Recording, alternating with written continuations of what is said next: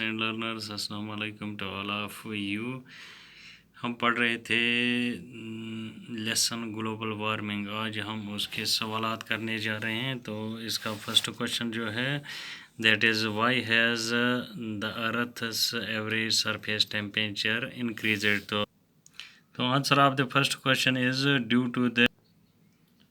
due to the increased concentration of greenhouse gases produced by human activities such as deforestation and burning of fossil fuels. Second question is why is the Himalayan region called the water tower of Asia? Its answer is Himalayan region has a glacial coverage of 33,000 square kilometers and aptly called the water tower of Asia as it provides around 8.6 million cubic meters of water annually. Now it is question number third. What are the main sources of water in the Kashmir Valley?